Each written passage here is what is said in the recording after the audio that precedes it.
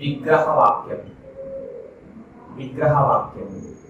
ఇక్కడ విగ్రహ వాక్యం అంటే ఏమిటి అంటే, ఇప్పుడు సమాస పదాన్ని తీసుకుంటే మనకు రెండు పదాలు కనిపిస్తాయండి.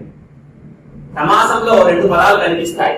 ఉదాహరణకి ఇక్కడ మనము రాజభవనం అనే తీసుకుందాం. మళ్ళీ రాజభవనం అని తీసుకుంటే రెండు పదాలు ఉంటాయి అన్నాను.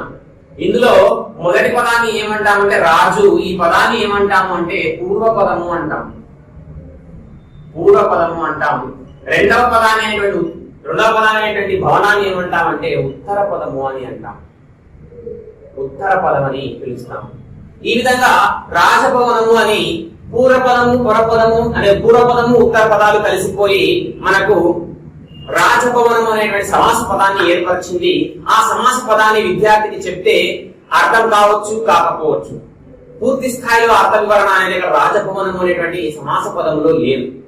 కాబట్టి సమాస పదములో ఉన్నటువంటి పదాలు అన్వయ క్రమాన్ని పాటించడాన్ని విగ్రహ వాక్యము అంటాం.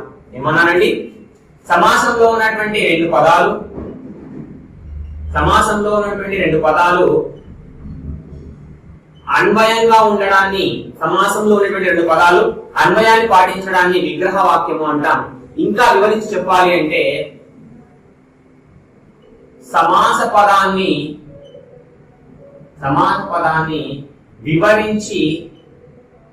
వివరించి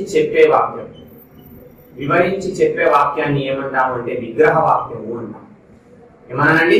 సమాసంలో ఉన్నటువంటి రెండు పదాలు అన్వయక్రమం. అన్వయక్రమం అంటే అర్థవంతమైనటువంటి వాక్యాన్ని ఏర్పాటు చేసే విధంగా ఒక పదము తర్వాత మరొక పదము ఇమిడి ఉండడాన్ని, అమరి ఉండడాన్ని అన్వయక్రమము అంటాం. వరుస క్రమంలో అమరి ఉండడాన్ని అన్వయక్రమము అంటాం. అర్థవంతమైనటువంటి వరుస క్రమంలో అమరి ఉండడాన్ని అన్వయక్రమము అంటాం.